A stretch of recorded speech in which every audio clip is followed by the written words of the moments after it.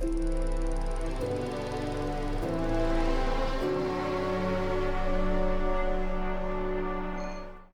to the VIA podcast, the 4,000 kilometre ultracycling challenge across Europe where community meets competition. Here we talk about the fascinating people and their stories behind the event. I'm Ian, the founder and main organiser of VIA. I'm here today talking to James Gill, and we're talking about the rules around unsupported ultracycling and especially how VIA views these rules. Introducing James. Hello, yes, I'm Ultra Racer. I'm taking part in VIA Chapter 3. I'm also an engineer in my day job, and quite recently I've been dabbling around in dot watcher reporting as well. Excellent, thanks for that, James. And obviously I'm Ian. I'm the founder of VIA. I'm the creator of the rules. I'm an ultra racer myself, something like 17 times. And the relevance of my experience in work, my work life, my previous career, is that I have worked on both UK and EU regulation over a decade, typically in the financial sector. So I'm very familiar with interpreting rules and laws. So hopefully, listening to this, you'll learn about VIA's culture around the rules of unsupported ultra racing. So yeah, first of all, the premise for VIA's rules are it's all about safety first, and then a very close second is obeying laws.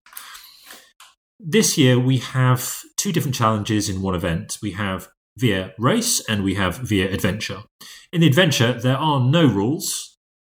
Except presumably to obey the law. Yeah, but that's a given always because we have to obey law in daily life if we're riding a bike or not. So that's just a given that you should always obey the laws. So I thought we would talk about each rule in turn. And rule number one is very simple. It's leave no trace. So is there any controversy around that? I think that we had one question in from Raphael on this particular, come under this one. Can you leave bags at the bottom of the hill before you cycle up it? I think this has possibly happened in previous chapters of VIA as well. So Raphael has certainly mentioned this. I've not seen this when running the race, but I think he has mentioned this. What's your opinion on whether or not this is acceptable or not? What do you think how the rules should be interpreted? Yeah, well, I suppose there is the question of like all the mandatory kit that we're supposed to carry. So if you, say, left your bag at the bottom of the hill and then it got dark and you needed your bivvy, that would be a problem and would be against some other bits of the VIA rule set. So yes, you'd be contravening the rule, which is that you need to carry both prescribed mandatory documents and equipment, and one of those is for this year is the bivvy bag. Yeah. So I guess if I assume that people are not doing that and they're still carrying all their mandatory bits, then I don't think this disobeys any of your actual rules, but I would also be a bit nervous about doing it myself, I guess. I think if you leave your very expensive Asos or Rafa kit lying around and somebody comes and pinches it, or even decides to just move it, whether it's a rider or a member of the public, they just move it to what they perceive as a place of safety, then you could be in a lot of trouble. So true. I think how many wild animals are there in Norway? I think there are a few. They like sandwiches. I think that maybe the deer would eat sandwiches. Maybe there are foxes around which would eat your sandwiches if you left them in a bag on the bottom of the hill. I think it's quite high risk. I don't think I would do it. I think it would take quite a lot of effort to remove your bags, and it's questionable whether or not it is a good strategy to make you faster, or whether or not you just risk losing stuff. Yeah, that's a fair point. In addition to breaking some other rules. Yes. I suppose also, even if a more weight and an extra bag is making you slither up the hill, it might help you descend back down anyway. But you're an engineer. You know that's not true. Weight doesn't matter as much as you think it does. Yeah. So if things, the property of a rider was just left strewn around, that would look really bad, especially if it's a tourist spot where lots of people come by and people just think that somebody's just littered there. Even if they're coming back to retrieve it, it just makes us look bad. And it just looks really weird as well that you ditch all your stuff, you ride off, you're riding off without all your stuff, and then you come back and you pick it up. I think the public perception could be very bad. Yes, potentially it would be, especially if what you're leaving there is all your like dirty bib shorts or something. Depends how dirty, doesn't it? Well, if it's encrusted with competer all the or hills worse. are going to be days in Norway. So I think my conclusion to this is I don't think it necessarily breaks a rule, but I think it's not worth doing. It's too high risk. I would discourage people from doing this. Yeah, fair. But then if you have bought a whole bunch of food at the bottom of the climb and you've just realised that you don't need to carry it, maybe you don't even have space, and you just place it to one side in a box or in a bag, and it's quite tidy, it's not to be seen, and it doesn't get eaten, that might be okay. It really depends. So the second rule is to independently follow the mandatory routing from start to finish. Yeah, this is one, I think there's a lot of questions around this, and I had a few, I seem to remember in our Discord chat and stuff. Maybe let's start with Phil's question that I think you summarised for us. So, can one rider share their route with one racer? Sorry, because I guess the adventure riders don't need to make their own route. Correct. So the adventurers, to distinguish them as adventurers rather than racers, they have a fixed advisory route. So they have that already provided. And I discouraged the adventurers when I published the GPX file for the adventure from sharing it with the racers, because I didn't want to skew racers' route planning.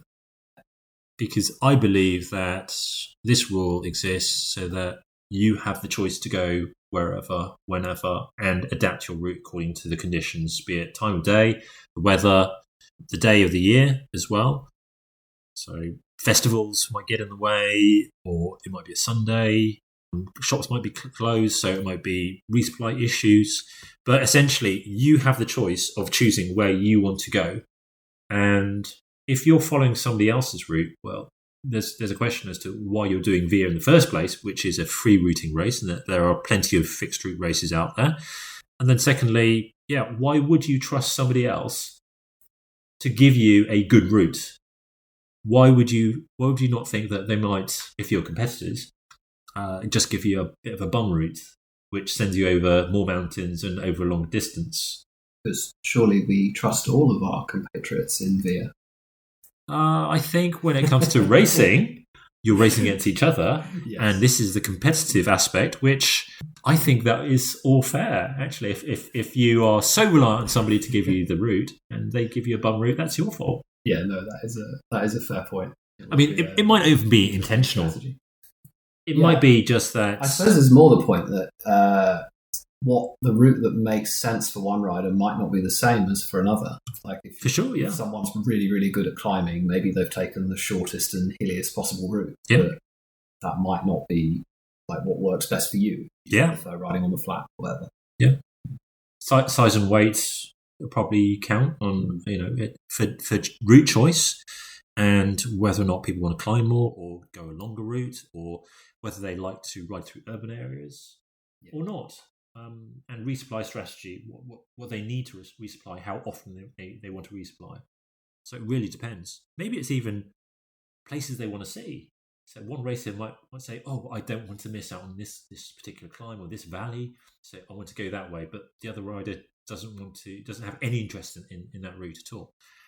So I think it really depends. I would say make your own route. This is a free routing race. You can't ban it. I can't enforce that one racer doesn't give another racer their route, but I would say this race is all about your choice, and if you're not making choices, then other people are making choices for you, and that could be very bad.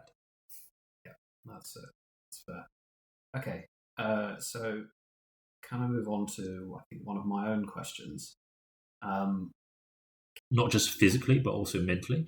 I don't believe that. I know that people have been penalised and disqualified in other races that shall not be named from talking with other riders for any length of time, for unspecified amounts of time, which the rules are not written down, and therefore they don't actually know that a rule has been breached.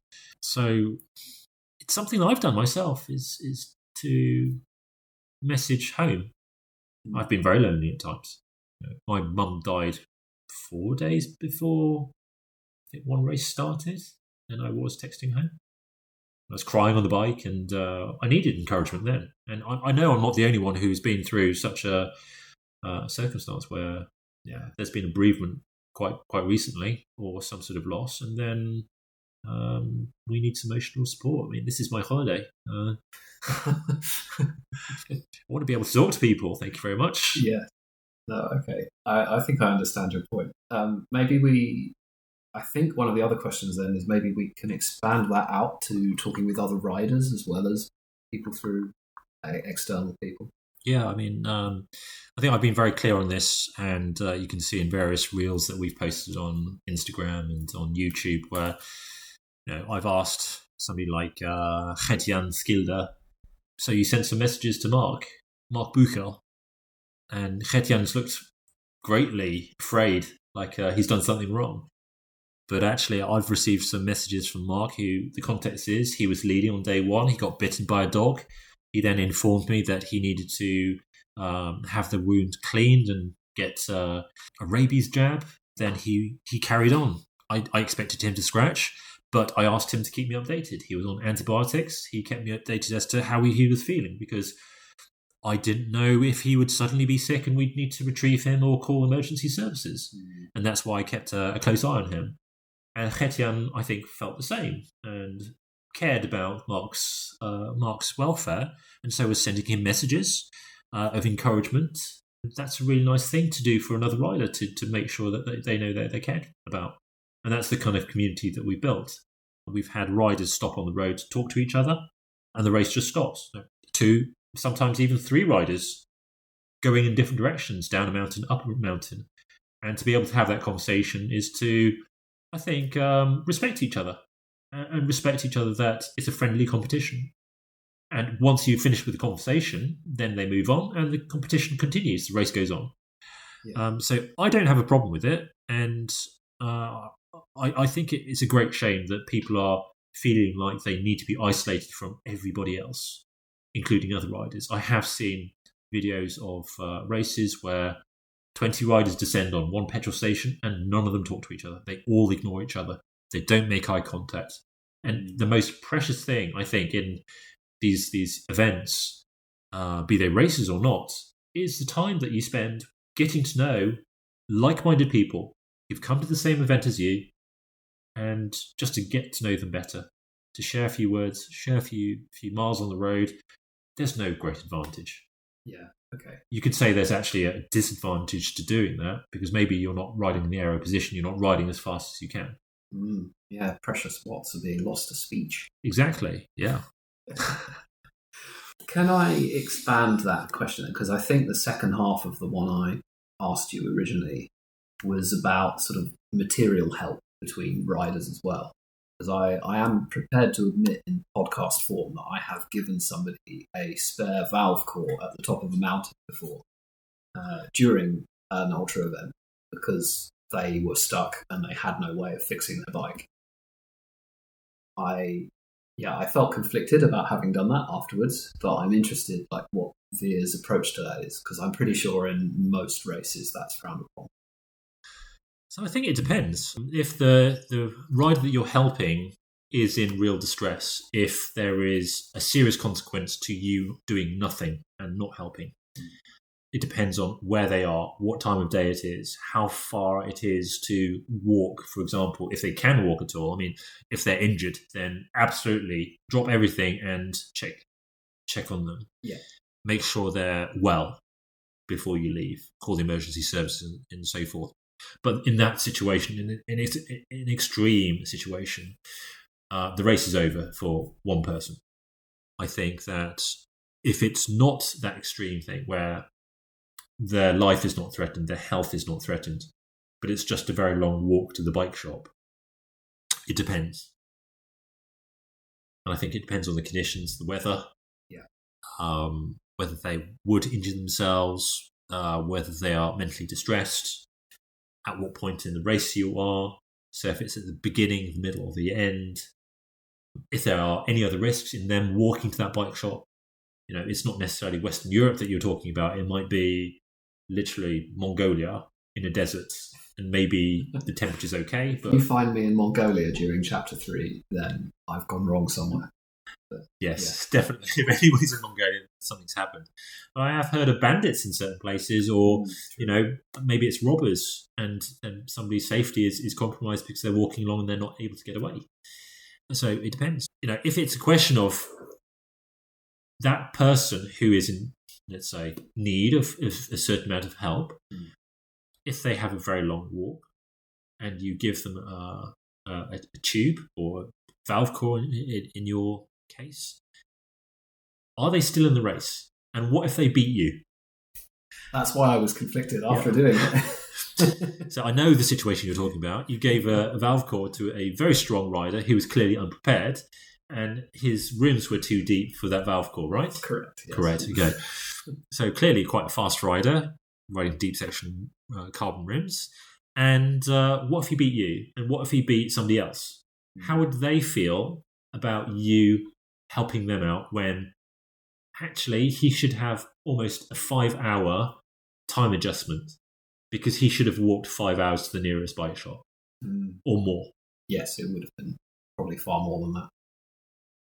Yeah, I was. I mean, you've kind of just listed all of the things I was questioning about that act at the time, really, because I raced against this person for a day or two after the fact.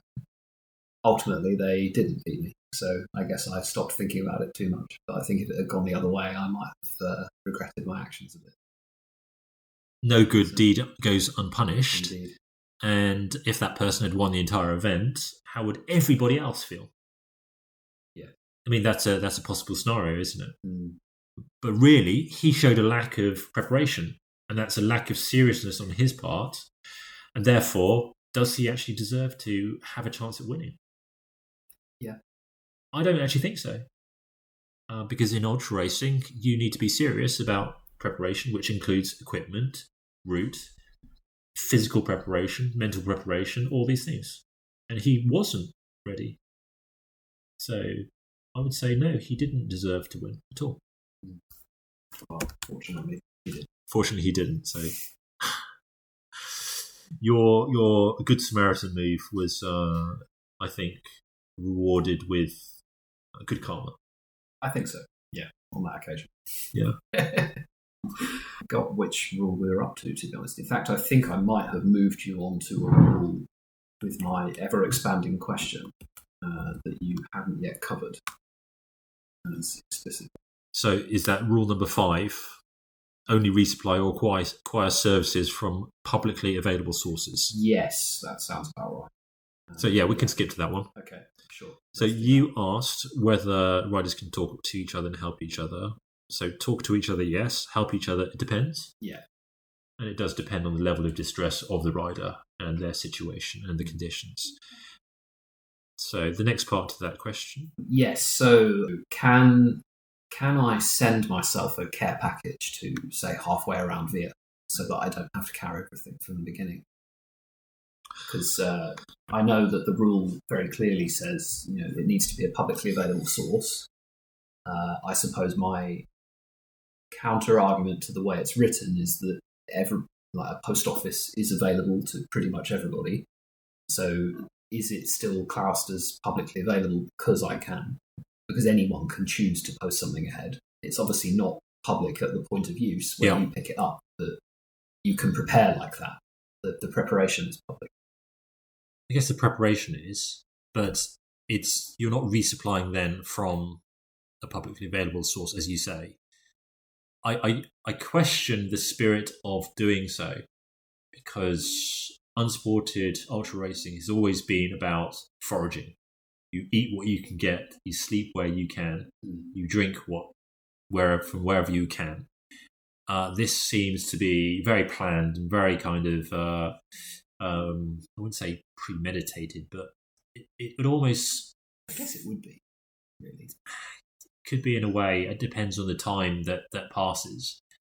But my instinct is to say that I don't really like the feeling of doing this, posting things around Europe, because I don't know, there must be risk to this. It not arriving, it getting lost, the waste of it, that it's not just a journey which you're undertaking yourself, but you've also got a post office moving stuff around for you. So yeah, you're not really doing it on an impulse. You're planning and using other people's or other companies, in this case, non-muscular movement. Yes, that's the one. So it's being used either using electricity or you're using some sort of fossil fuel to move these things around, and you're not just finding them in a shop randomly. Yeah. And while you can plan where you resupply, I don't think this is anywhere near that kind of impulsive. Yes, this shop is open, and therefore I'll just buy something from it. I mean, this did actually happen in TCR last year, and what was the consequence? Because I didn't quite follow what happened. Yeah, I remember it happening, and I also don't remember the consequence. Dear, maybe somebody can tell us what the consequence of that was. But I do believe there was quite a lot of controversy. It definitely caused an uproar. Yeah, there were pages and pages written about it. Yeah, I'm not liking this happening. I can't think of something where I would say that's really acceptable. Yeah, okay, fair enough. So if we go back to rule number 3, ensuring that all forward travel is made solely by muscular energy of the riders. Now, I know for chapters 1 and 2, ferries were forbidden because that's not muscular energy of the rider or riders. And that including using electric bikes or motorized vehicles when your bike is rideable. But in chapter 3, there are lots of ferries which you have to use. There is no option of not using them. There are not enough bridges or cyclable tunnels to get across the fjords, to get across the Baltic Sea and so forth. So ferries are allowed, and certain ferries are allowed, or certain ferries are forbidden as well. But I think something that I'd like to clarify is the event of mechanical breakdown. And my personal experience was TCR 8, where I punctured, maybe it was about 5k from CP3 in Montenegro, and it was my last puncture. I'd been looking for spare tubes. I'd lost my tubeless setup. I couldn't find any tubes for maybe 2 days. I was looking everywhere.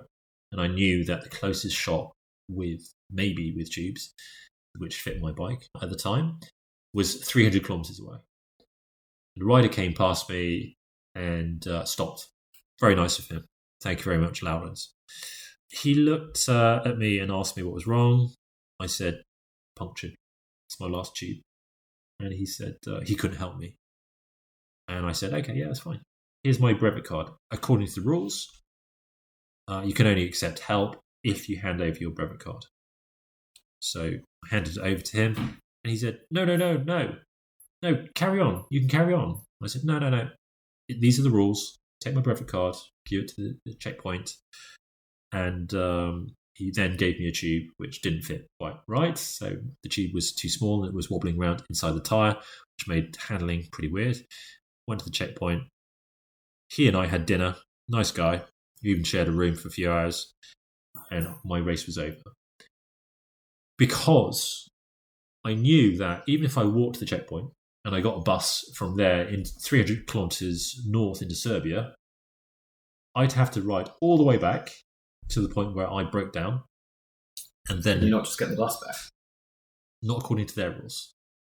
So you have to ride as long as your bike is rideable. And my bike would have been rideable in Serbia. So I would have had to go back to the point of my breakdown and then ride from there again.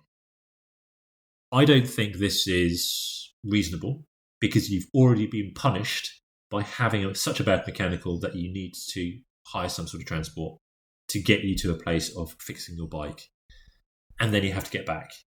Even if it's by taxi or motorbike or bus, that's a lot of time that you've lost. So why punish somebody further by making them ride back?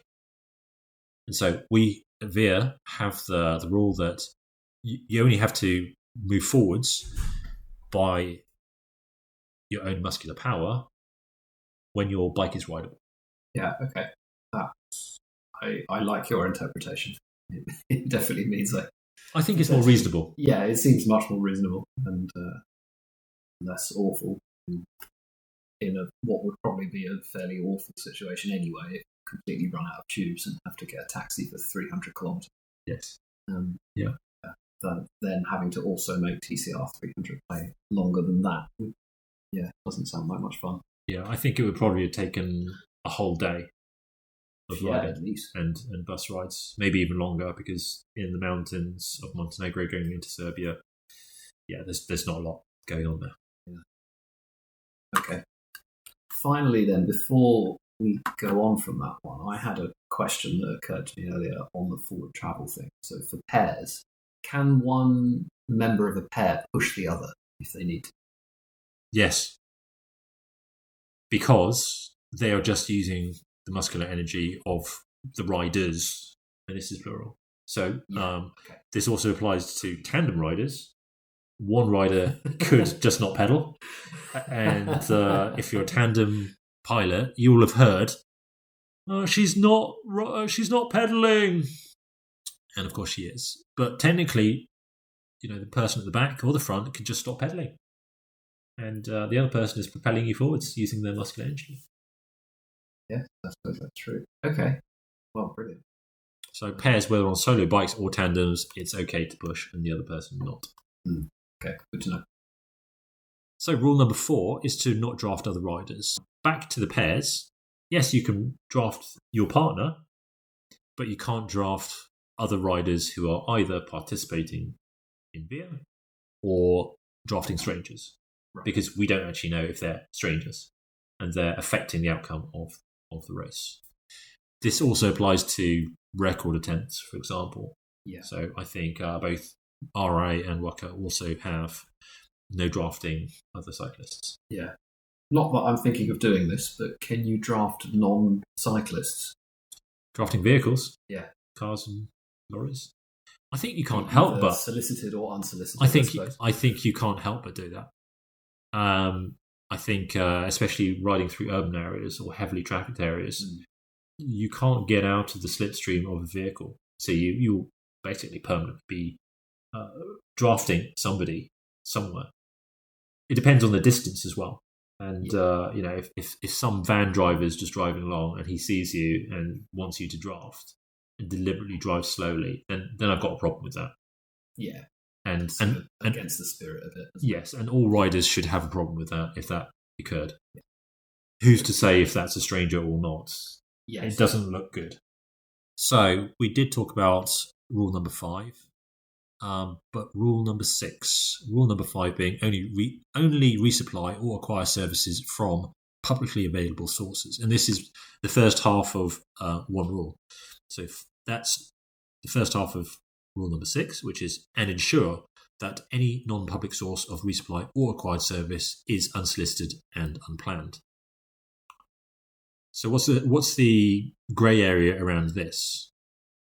Yeah, so I think we had a question in from Raphael who asked us about, can you help other riders, for example, that have crashed?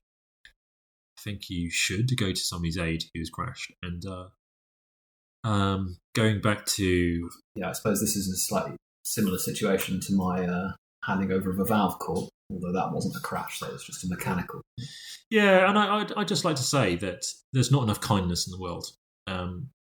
You should be thinking about safety of everybody around you, and it doesn't matter whether it's another rider or member of the public. I know that riders in Chapter 1, for example, have saved people's lives. I think Björn Jevik helped pull out the driver of a car in Italy who drove into a wall and helped to pull him out and flag down other drivers to call some help for him. I know that Rob Roy Cameron caught an old man about to fall over a wall backwards down a cliff. So that's really kind, and that's the height of kindness, is saving somebody's life. So you should absolutely help somebody who's crashed. I'm astonished that people have been able to do such amazing things while completely broken. While in the middle of an ultra race, exactly. Incredible. And massive kudos to them. It makes the world a better place to do that. It makes people look on cyclists in a more favourable way. And certainly for VIA, it makes us all feel good about our community. And it reminds me of an application for a particular race where they ask you a question, what you should do if you come across somebody who has crashed. And according to their rules, you should ask them to hand over their brevet card before you help them. And I deliberately answered this wrongly because I don't believe that you should follow a rule like that. I believe that you should help somebody instantly. Screw the race, make sure they're okay. So that should be absolutely black and white for anybody who listens to this or looks at the rules. Think about safety and the health of other people first, and then think about the rules. So I do recall somebody saying, can you ask somebody for water? Can you knock on somebody's door for water? And I know this has happened in a couple of races. I think Badlands has been quite infamous for this. That people have run out of water, and then riders have descended on a village and knocked on people's doors. Now, I think in principle this is fine, where one person needs water to survive, but you're in a race situation and you have 20 other riders, maybe even 300 riders descending on the same village, and suddenly everybody's door is being knocked on. Yeah, that starts to be a slightly different problem, doesn't it? When you scale it up to any sort of level beyond one, then I think it brings cyclists into disrepute, especially for an unsupported ultracycling race. You're supposed to be self-sufficient. Why did you not bring more water? Why did you not plan your resupply better? Yeah. And it just disturbs everybody. So we are actually causing issues for those villagers. Maybe you're waking people up, but it's not a question of just thinking about one person. I think in any scenario, you've got to think, well, what if 5 people did it? The same thing. What if 10 people did the same thing? And 20, and so on. Is that acceptable? And I don't think it is. Yeah, okay. So I suppose the interpretation there is, do it in an emergency, but that should absolutely not be a strategy. Correct, yes. Emergency situation to save your own life, yeah. But then your race is over. Yeah, fair enough. But otherwise, if your strategy is just begging stuff from random people, then no, absolutely not. Okay. So rule number 7, maintaining evidence of your ride. And I have heard of people just losing their GPX files in other races. It's not happened to us. We have both trackers, and there's a requirement to carry a GPS computer with the riders as part of their mandatory equipment. Does it have to be recorded on a GPS computer, or could it be, say, a phone recording if it needed to? Of course. Just any way of recording your location. It has to be evidence, yeah. Yeah. Okay. Could it be like some other format of evidence? Say if someone was willing to do a single video of their entire ride for 10 days, or take photos every 100 meters. Yeah, I guess it could be. It's still evidence. It's very hard to both take and analyse. Hard drive to do it. Yeah. But I know of a particular race where it was hardcore, which was around the 4 corners of Croatia, and one of the rules is you can only leave Croatia in one circumstance, and that is the Bosnian Sea corridor around Neum. You have to go through Bosnia in order to get to that last corner of Croatia. Otherwise, you can't leave the borders of Croatia. Now, one very clever rider decided to take a shortcut along the border, so not leaving Croatia, and it wasn't a road. He walked through a field, and he took a video as evidence to show he had not left Croatia. And because he was using muscular power and carrying his bike, that was accepted. And I think that is very clever. It was a shortcut of sorts. Very clever. And he evidenced it. So what's there to say that he should be punished? No, it's fine. So yeah, I think that's a good example of where alternative evidence is acceptable. Yeah. But you can't just deliberately lose your GPX just because people think you're cheating, which we know has happened in other races. Noted.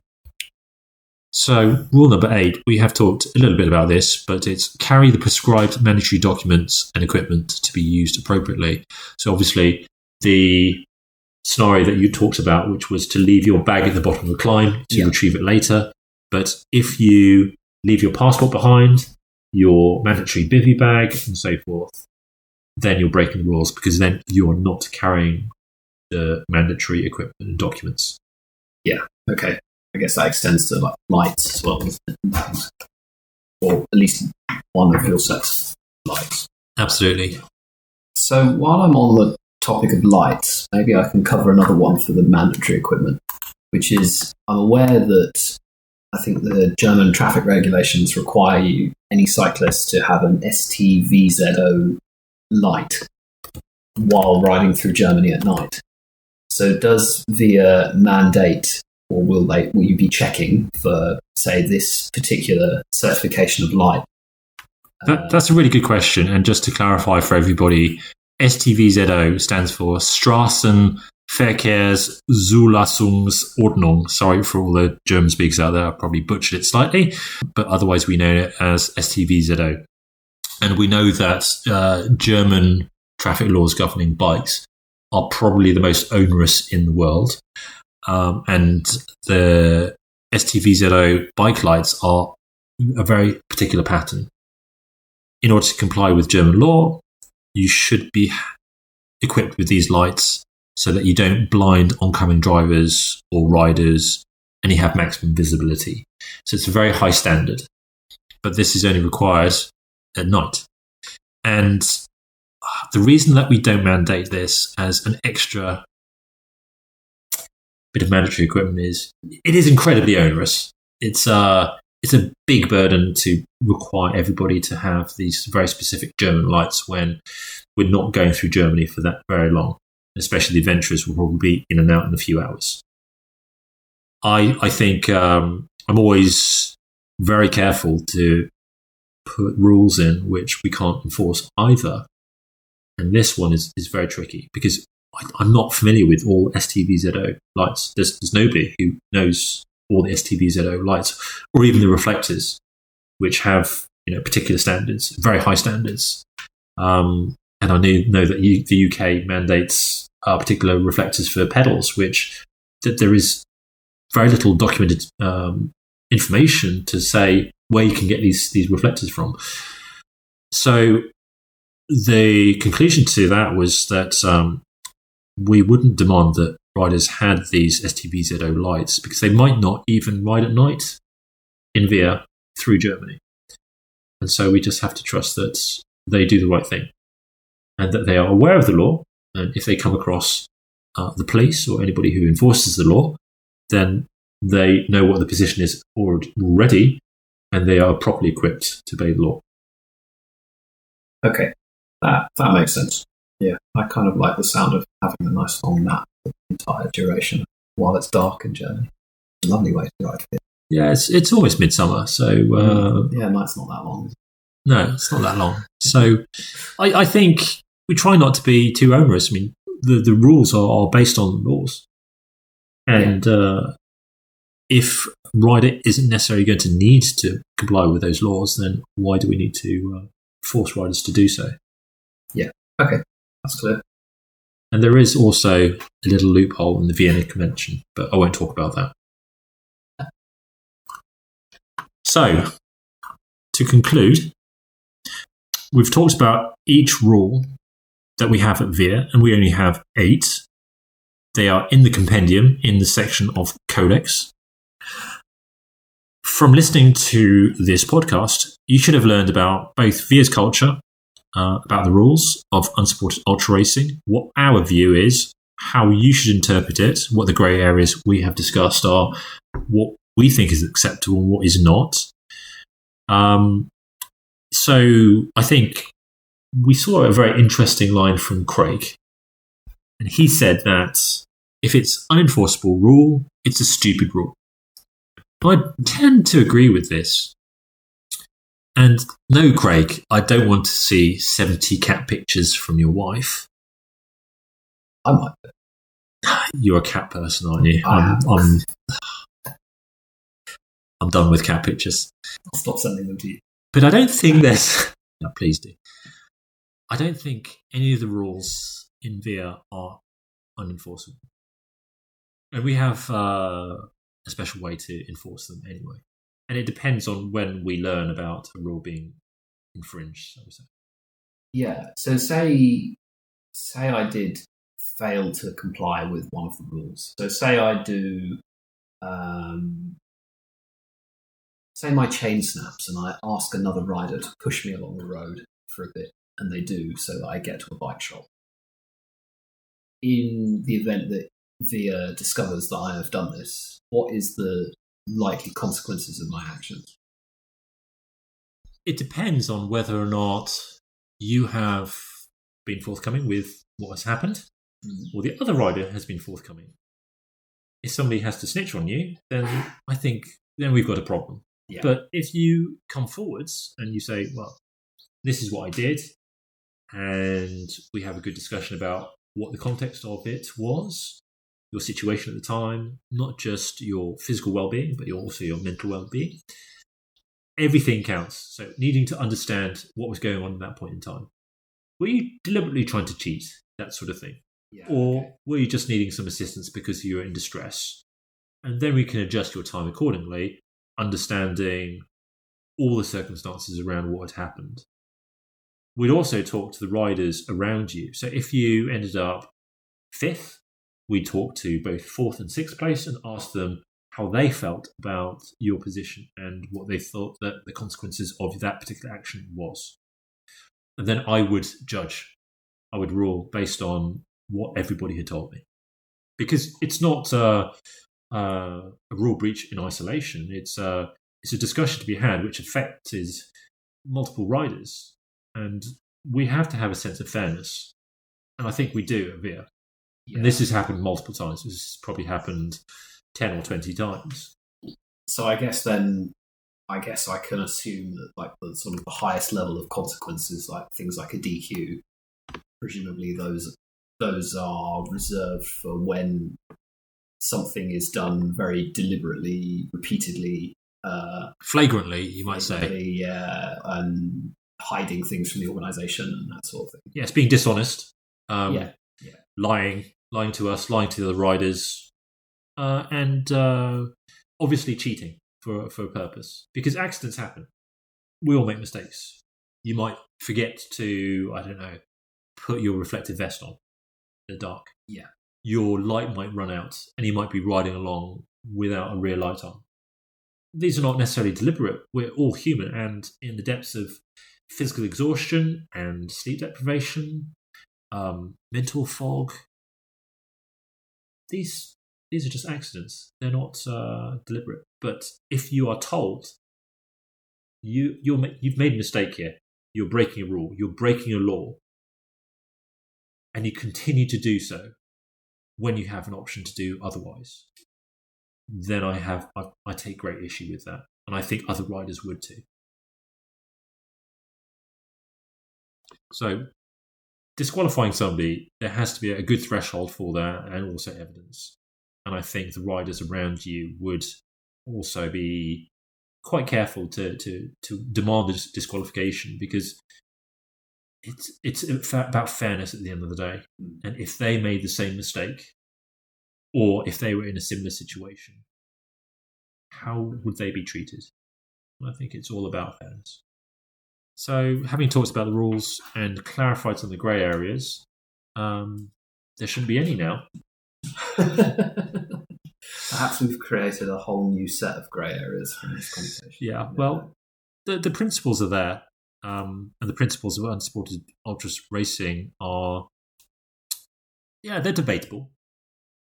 But I think safety first, fairness, but also we're not going to ever be the UCI. We're not going to write down 1,000 rules because it just leaves loopholes for somebody to find a way around the rule.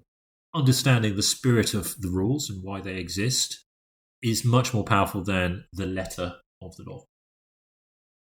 So thank you for all your questions, everybody. Thanks for listening, and see you in the next one. Thanks, James. You can email us a question at info@via-race.com, whether you're a rider or a member of the public. And to help support the podcast, please like this episode and give us a follow on Spotify, Instagram, Facebook, YouTube, or visit our website, or do all of them. We're a very small team with a focus on growing the ultracycling community, the VIA community, and furthering the sport of ultracycling. So your support is greatly appreciated. Links are in the notes below. See you next time, and goodbye.